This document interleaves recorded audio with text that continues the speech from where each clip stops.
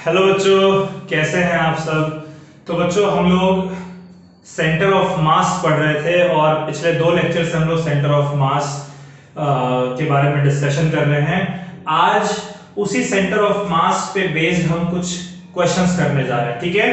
तो न्यूमेरिकल्स हैं। इसका पहला न्यूमेरिकल जो आपके लिए बोर्ड पर लिखा हुआ है, इसको जरा पढ़ते हैं और इसको सॉल्व करते हैं। तो पहला क्वेश्चन है, कह रहा है बच्चों, two bodies of mass 1 kg and 2 kg। दो बॉडीज हैं, उनका मास 1 kg और 2 kg, यानी गिवन क्या है आपको, दो बॉडीज, एक के मास को हम मान लेते हैं m1, वो आपको 1 kg दिया हुआ है, और दूसरे के मास को मान लेते हैं m2, ये आपको 2 kg दिया हुआ है। यानी कि ये टू बॉडी सिस्टम है बच्चों, ठीक है, टू पार्टिकल सिस्टम आप मान के चलिए। और क्या है, आर लोकेटेड एट 1, 2 एंड -1, 3। तो इसका जो पोजीशन है वो है 1, 2, और इसका जो पोजीशन है, इस पोजीशन को मैं A कह दे रहा हूं, इस पोजीशन को मैं B कह दे रहा हूं। इसका पोजीशन है -1, 3। क्लियर है बच्चों। तो कह रहा है कि calculate coordinate of centre of mass. आपको क्या फाइंड करना है, you have to find centre of mass. You have to find centre of mass. और सेंटर ऑफ मास का कोऑर्डिनेट क्या है बच्चों। देखिए, सबसे पहली बात तो कि हम फिगर आउट करें कि कितने डायमेंशन का प्रॉब्लम है। 1 डायमेंशनल प्रॉब्लम है, 2 डायमेंशनल प्रॉब्लम है, 3 डायमेंशनल प्रॉब्लम है। फिर आपको फिगर आउट करना है कितने पार्टिकल का प्रॉब्लम है ये। तो देखिए, हमने फिगर आउट किया कि चूंकि जो पार्टिकल का पोजीशन है वो 2 डायमेंशन में लाई कर रहे हैं, इसलिए 2 डायमेंशन का सवाल है। फिर हमने देखा कि अच्छा 2 ही पार्टिकल है, तो 2 पार्टिकल 2 डायमेंशन क्वेश्चन नहीं है। तो उसके लिए हम लोग सेंटर ऑफ मास का कोऑर्डिनेट क्या हो जाएगा, x, y। भाई जब पार्टिकल्स xy प्लेन में लाई कर रहे हैं अगर, तो सेंटर ऑफ मास भी तो xy प्लेन में ही लाई करेगा। इसका फॉर्मूला देखिए बच्चों क्या होगा। इसका फॉर्मूला जो है उसमें x हमारा क्या होगा, हमने डिस्कस किया था, x हो जाएगा m1 x1 plus m2 x2 divided by m1 plus m2। Right बच्चों। तो क्या हो जाएगा, देखिए m1 क्या है 1 kg, तो 1 इंटू x1 की वैल्यू कितनी है 1, ठीक है, प्लस m2 कितना है बच्चों 2 kg, और x2 की वैल्यू कितनी है -1, divided by m1 plus m2 यानी कि 1 प्लस 2। ऐसा ही होगा। तो ये देखिए हमारा कितना आ जाएगा, 1 इंटू 1 1, और ये प्लस इंटू माइनस -2/3, यानी क्या आ रहा है बच्चों इसका -1/3। x कोऑर्डिनेट आ रहा है इसका। वैसे y कोऑर्डिनेट के लिए फॉर्मूला क्या होता है, y कोऑर्डिनेट के लिए होता है m1 y1 plus m2 y2 upon m1 plus m2, है ना। फॉर्मूले तो याद है ना, हमने पिछले 2 लेक्चर में सिर्फ फॉर्मूले के बारे में डिस्कस किया है, आई होप आपको याद है। तो m1 हमारा है 1, y1 हमारा है 2, ठीक है, प्लस m2 हमारा है 2 और y2 हमारा है 3, डिवाइडेड बाय 1 प्लस 2। ठीक है बच्चों, 1 2 जा होता है 2, 2 3 जा होता है 6 अपॉन 3, यानी कि ये आ रहा है आपका 8/3। तो सेंटर ऑफ मास का जो कोऑर्डिनेट है बच्चों, सेंटर ऑफ मास COM यानी सेंटर ऑफ मास, इसका कोऑर्डिनेट हमने कहा था कि x, y है। और देखिए x हमारा कितना है -1/3, x कितना है हमारा -1/3, और y कितना है बच्चों 8/3, है ना। तो इसके ये आपका आंसर आ गया। आप सेंटर ऑफ मास फाइंड करने को कहा गया था। क्लियर है बात। देखिए अभी हमने 2 पार्टिकल 2 डायमेंशन के लिए किए हैं। अब जरा हम लोग एक स्टेप और आगे बढ़ते हैं, 3 पार्टिकल के लिए करते हैं। इसको पहले आप लोग नोट कर लीजिए।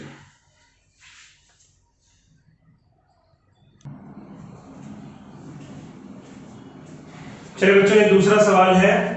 इस क्वेश्चन को देखिए। क्वेश्चन कह रहा है 3 block of mass small m and 2m are placed at this and this.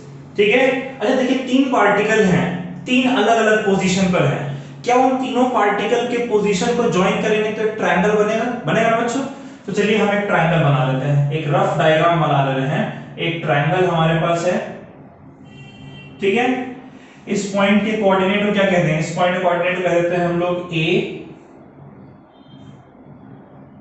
इसको कह देते हैं सपोज करिए बच्चों ए, इसको बी कह देते हैं और इसको सी कह देते हैं। सी हमारा है 3,3, ए हमारा है 2.5, 1.5, बी हमारा है 3.5, 1.5।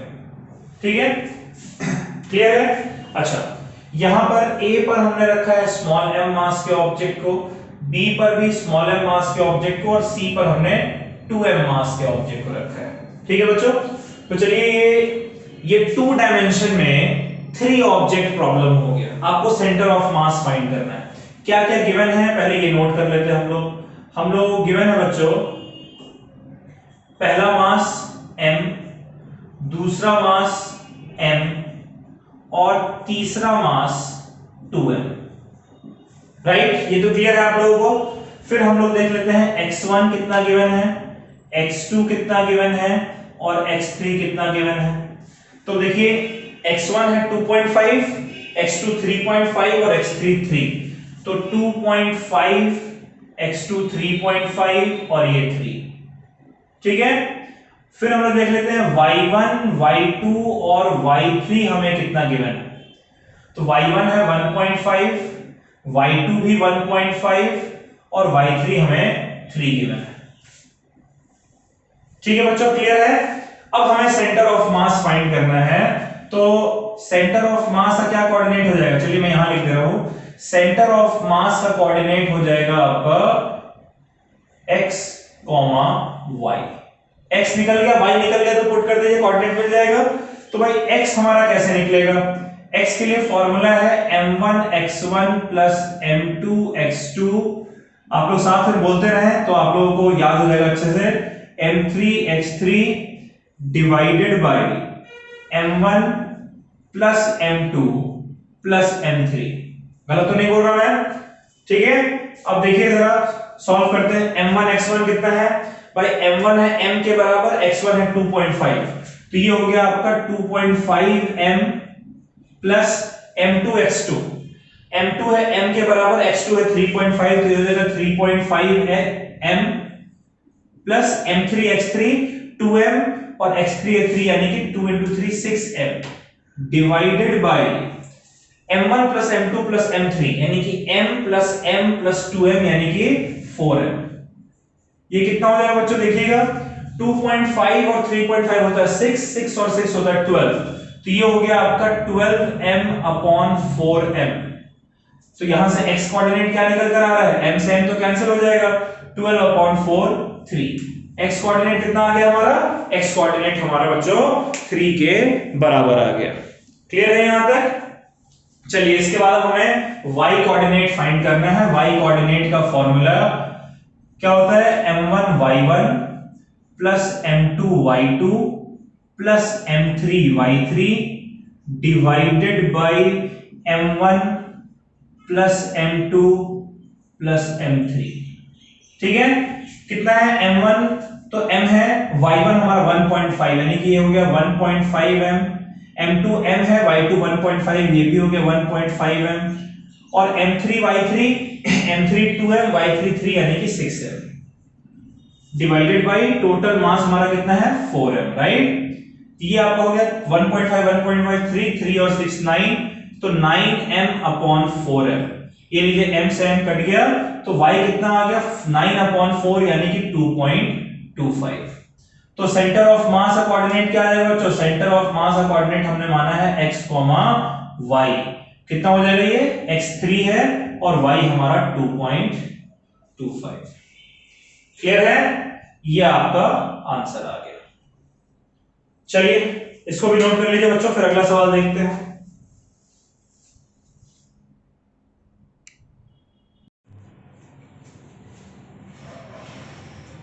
चलिए बच्चों, ये तीसरा सवाल है, इसको भी देखते हैं जरा।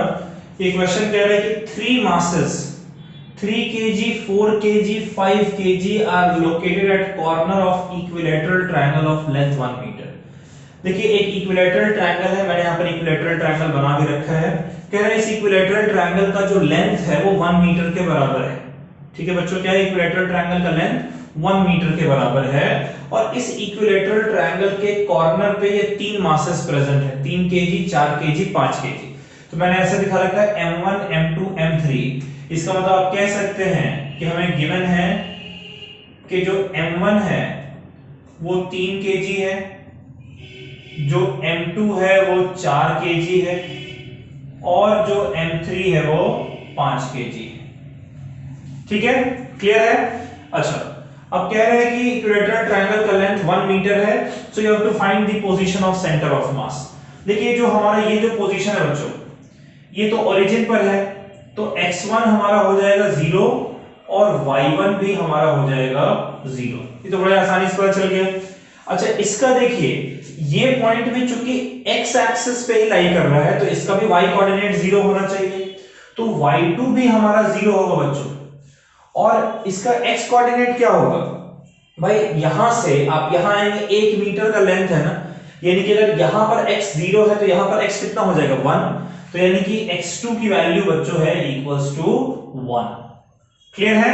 अब हमें x3 और y3 जानना है, x3 हमें नहीं पता है और y3 भी हमें नहीं पता है, ये हमें जानना है। कैसे जानेंगे, देखिए मैं कर रहा हूं, मैं इस इक्विलैटरल ट्रायंगल का ये जो वर्टेक्स है b, जिसे कोऑर्डिनेट जानने हैं, यहां से मैं एक परपेंडिकुलर ड्रॉ कर देता हूं।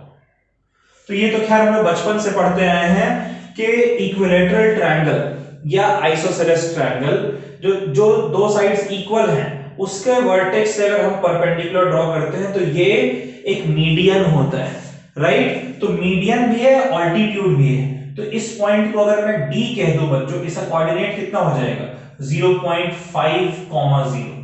ये y 0 क्यों, क्योंकि ये x एक्सिस पे है, x 0.5 है क्योंकि ये इन दोनों के बीच में लाई कर रहा है, राइट। तो देखिए ये आपका 0.5, 0 है, ये आपको पता लगाना है, राइट। अच्छा देखिए इसका कोऑर्डिनेट है बच्चों 0,0। समझ रहे हैं आप इस बात को, इसका कोऑर्डिनेट कितना है 0,0, इसका कोऑर्डिनेट 0.5, 0। तो आपको इसका कोऑर्डिनेट जो है वो पता लगाना होगा। ऑलराइट, तो यहां पर हमारा ये जो कोऑर्डिनेट है वो कितना है x3, y3। ये कोऑर्डिनेट x3, y3 जो है हम लोग पता लगाते हैं कि क्या है। तो ये बड़ा आसान है बच्चों। देखिए इसमें आपको करना क्या है, इसमें मुझे डायरेक्टली दिख रहा है कि यहां पर x की वैल्यू 0.5, राइट। और ये जो लाइन है जो y एक्सिस के पैरेलल है, ये कौन सी लाइन है, ये लाइन है जो कि y एक्सिस के पैरेलल है। आपने क्लास 9 में पढ़ा था कि एक लाइन जो कि y एक्सिस के पैरेलल हो उस पे y की वैल्यू चेंज होती है, x की वैल्यू चेंज नहीं होती है। तो भाई यहां पर x 0.5 है तो ऊपर हर पॉइंट पर x 0.5 होना चाहिए, यानी x3 जो है ये हमारा 0.5 ही रहेगा। लेकिन y3 कैसे निकालें, समस्या ये है कि y3 हम लोग कैसे निकालें। तो देखिए ये डिस्टेंस हमारा है 1 मीटर, राइट। ये डिस्टेंस हमारा है 0.5 मीटर। तो क्या ये डिस्टेंस हम निकाल सकते हैं बच्चों, यहां से इस पॉइंट की जितनी दूरी होगी वही तो इसका y कोऑर्डिनेट होगा। इस पॉइंट की x एक्सिस से दूरी 0, इसलिए y कोऑर्डिनेट 0। जैसे जैसे आप पढ़ेंगे तो 1 2 3 4 y की वैल्यू चेंज होती चली जाएगी, राइट। तो चलिए जरा निकालते हैं हम लोग ये डिस्टेंस हमारा हमें निकालना है BD। तो हम लोग जानते हैं कि BD जो हमारा है बच्चों, BD ये होगा रूट AB का स्क्वायर यानी कि 1 का स्क्वायर 1 माइनस ये था ना hypotenuse square minus base square, यही तो परपेंडिकुलर होता है, रूट लेंगे तो माइनस 0.5 का स्क्वायर, राइट। और 0.5 को लिख सकते हैं 1/2। क्या लिख सकते हैं बच्चों 1/2। तो आप कह सकते हैं कि 1/2 का स्क्वायर होगा, राइट।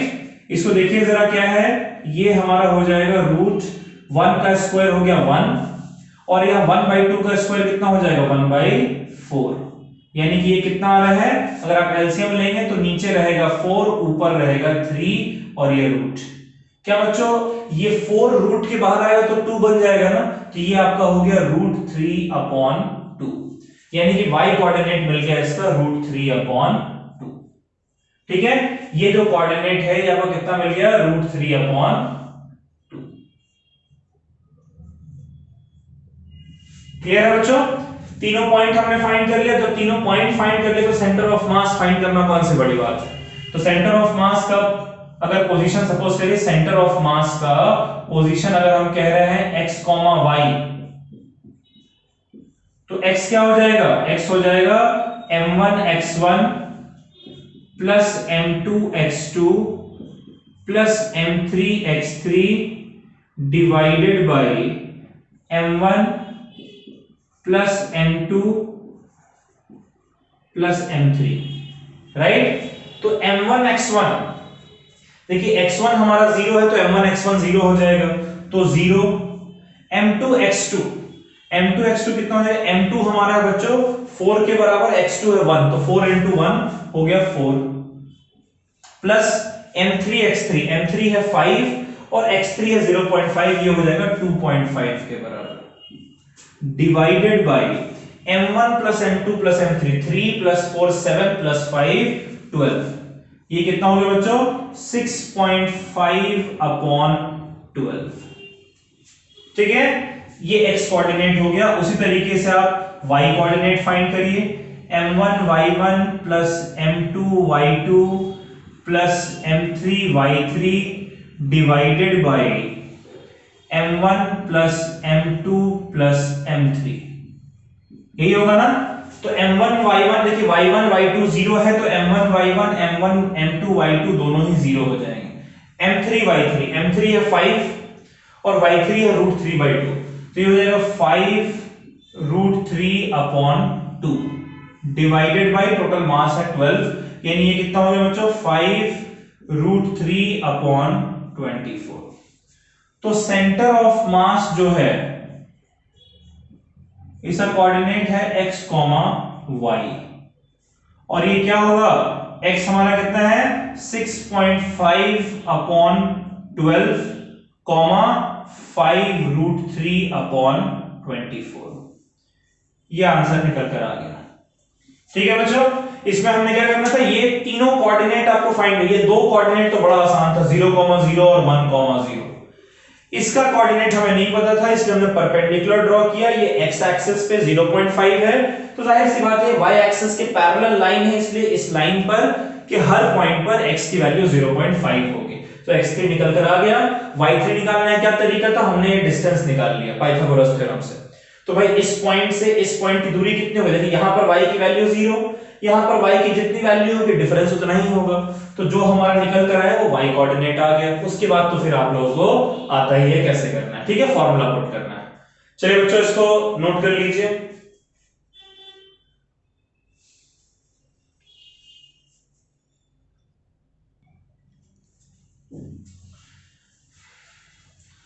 तो बच्चों ये अगला सवाल है, इस क्वेश्चन में कह रहा है कि two particles of mass 100 gram and 300 ग्राम, दो पार्टिकल हैं, इन दो पार्टिकल का मास क्या है 100 ग्राम और 300 ग्राम। तो आपको गिवन क्या क्या है लिखते चलते हैं।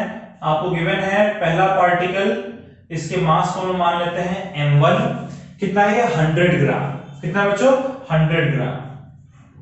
अच्छा क्या 100 ग्राम को हम लिख सकते हैं 0.1 kg, केजी में मैं इसलिए कन्वर्ट कर रहा हूं क्योंकि मास को हम लोग केजी में ही कंसीडर करते हैं ना, तो इसलिए यहां पर 0.1 केजी मैंने लिखा है। आई होप आपको समझ में आया है कैसे कन्वर्ट किया, ग्राम को केजी में कन्वर्ट किया 1000 से डिवाइड करते हैं, तो 100/1000 एंड 1/10 0.1। वैसे ही m2 जो है बच्चों, m2 आपको गिवन है 300 ग्राम, यानी कि 0.3 kg, ठीक है। m1 कितना है 0.1 kg, m2 है 0.3 kg, ठीक है।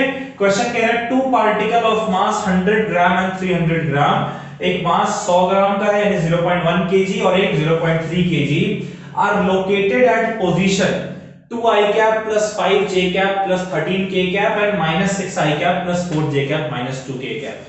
यानी यहां पर अब पोजीशन आपको कोऑर्डिनेट के टर्म्स में नहीं दिया हो बच्चों, अब पोजीशन वेक्टर के टर्म्स में दिया गया है। तो यानी कि अब आप x1 y1 z1 x2 y2 z2 नहीं लिखेंगे, अब आपको पोजीशन दे रखा है, तो पहले पार्टिकल का पोजीशन वेक्टर r1 वेक्टर होता है, राइट? वो आपको दे रखा है 2i cap plus 5j cap plus 13k cap. Getting my point? तो ये 2i cap plus 5j cap plus 13k cap, ठीक है। और वैसे दूसरे पार्टिकल का पोजीशन है -6i cap plus 4j cap minus 2k cap, right बच्चों? ठीक है। ये r1 vector, r2 vector, m1 m2 आपको गिवन है। आपसे कह रहे हैं find position of centre of mass. तो आपको क्या फाइंड करना है? You have to find centre of mass position.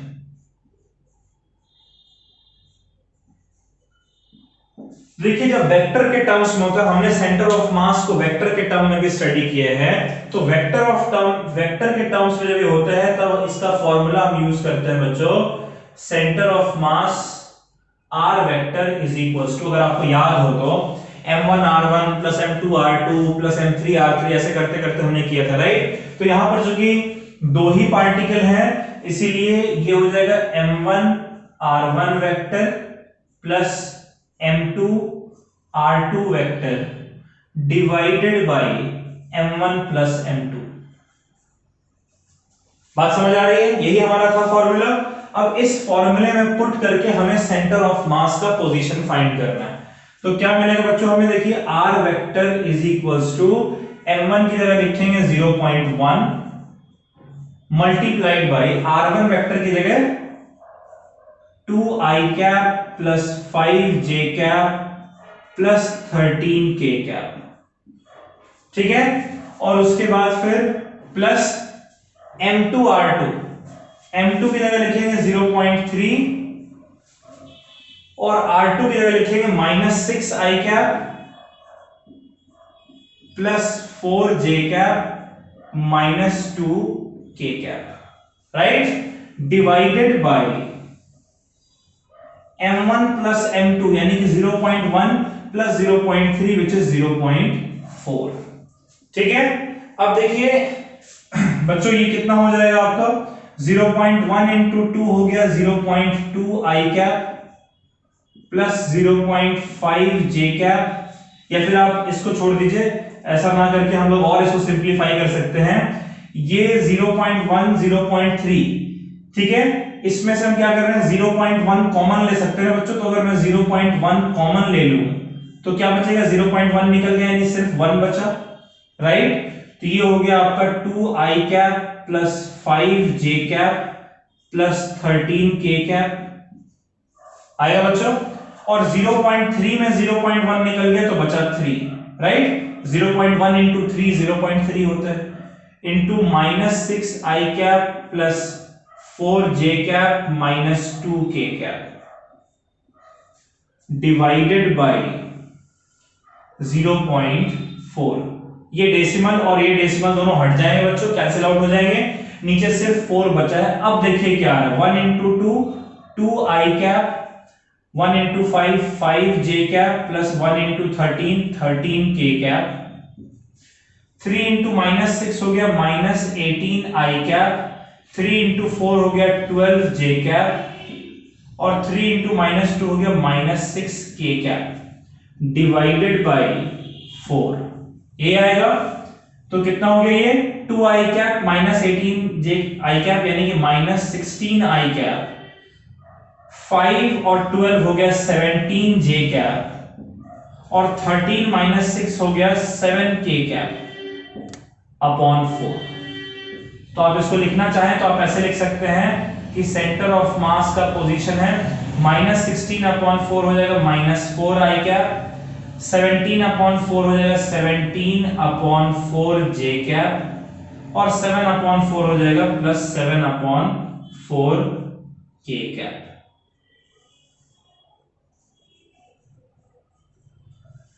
ठीक है बच्चों, ये हमारा पोजीशन निकलकर आ गया। आप यहां भी छोड़ देते तो आपका सही रहता। इसको नोट कर लीजिए। एक सवाल हम लोग और देखते हैं।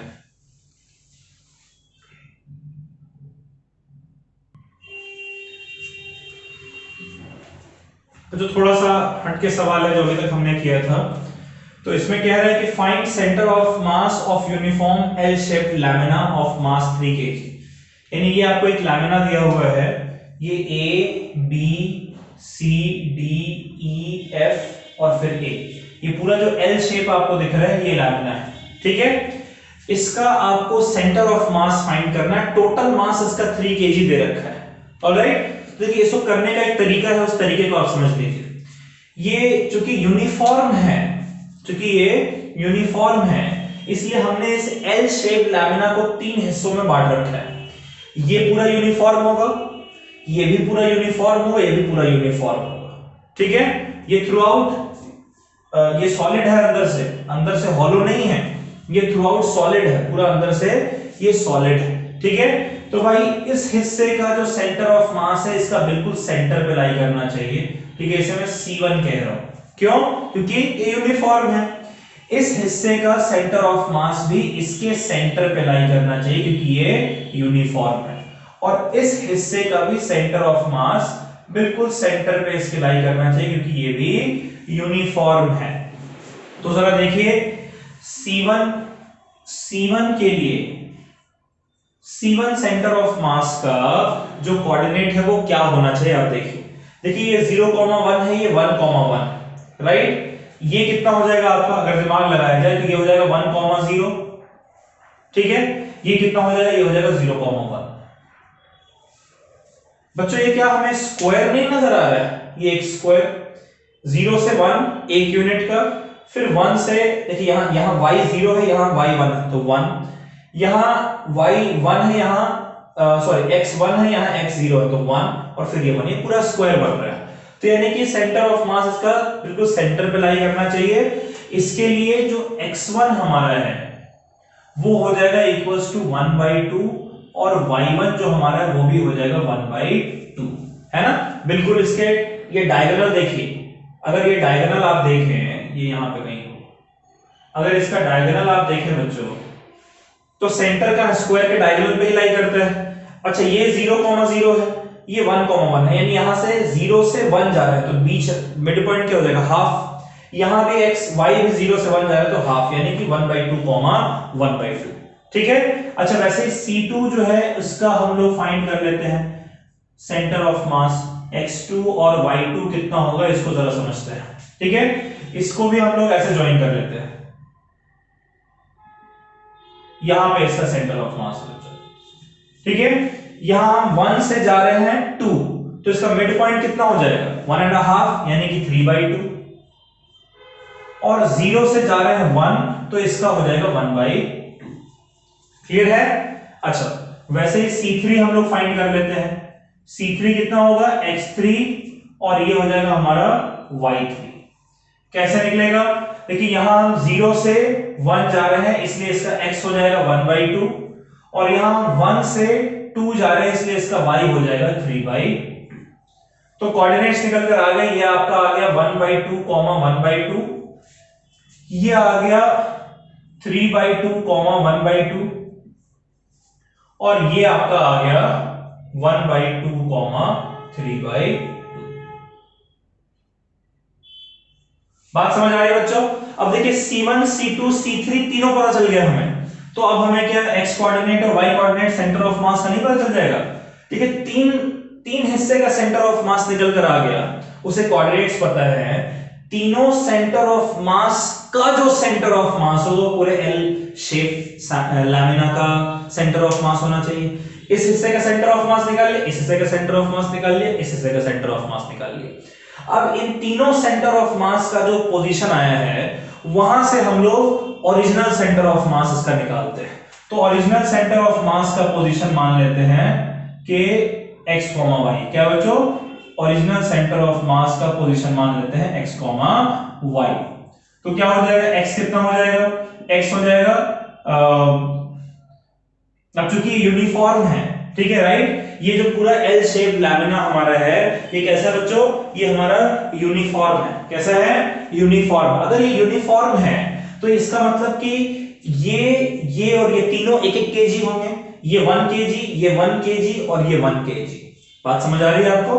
तो भाई इसका यही मतलब हो गया कि अगर इसको 3 हिस्सों में बांटते हैं तो m1 भी हमारा 1 kg हो जाएगा, m2 भी हमारा 1 kg हो जाएगा और m3 भी हमारा 1 kg हो जाएगा। इतने आसानी से हमें सवाल इसलिए सॉल्व कर पा रहे हैं कि सेंटर ऑफ मास कब किस केस में निकालना है, uniform L shape lamina case में। तो यूनिफॉर्म है यानी कि ये तीनों इक्वल हिस्से, इसलिए इक्वल मास होना चाहिए। 3 हिस्से हैं 3 kg यानी कि 1 kg सबका होना चाहिए। तो m1x1 plus m2x2 plus m3x3 divided by m1 plus m2 plus m3। तो m1 m2 m3 तीनों तो 1 1 के बराबर हैं, इसलिए 1 into x1 है 1/2, तो ये हो जाएगा 1/2 प्लस 1 into ये x2 होगा 1 into x2 ये हो जाएगा 3/2 और 1 into x3 ये हो जाएगा 1/2।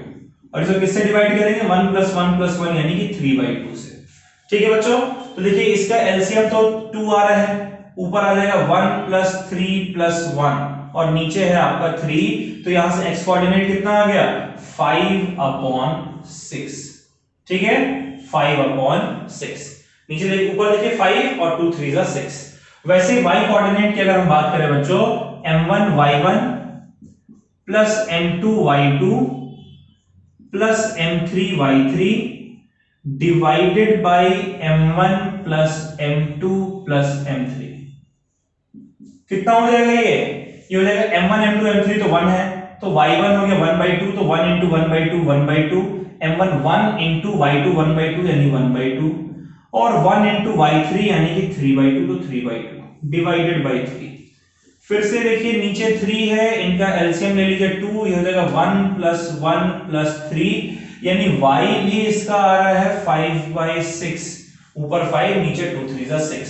तो सेंटर ऑफ मास का कोऑर्डिनेट फाइनली हम लोग लिख लेते हैं, ये था x, y और ये हमारा आ गया 5/6, 5/6। ठीक है बच्चों, ये आपका आंसर निकलकर आ गया। ठीक है, चलिए इस तरीके से आप ढेर सारे सवाल अपने एंड से कोशिश करिएगा। ठीक है, इस तरीके के सवाल जो है उनको प्रैक्टिस करने के। ऑलराइट बच्चों, अगले लेक्चर में अभी तक हम लोग सेंटर ऑफ मास के पोजीशन की बात कर रहे थे, अगले लेक्चर में हम लोग सेंटर ऑफ मास के मोशन की बात करेंगे, यानी उसकी वेलोसिटी क्या है, उसका एक्सेलरेशन क्या है, उसका फोर्स क्या है। ठीक है, फिर हम लोग आगे कंटिन्यू करेंगे, मोमेंटम वगैरह सारी चीजें हम लोग देखेंगे।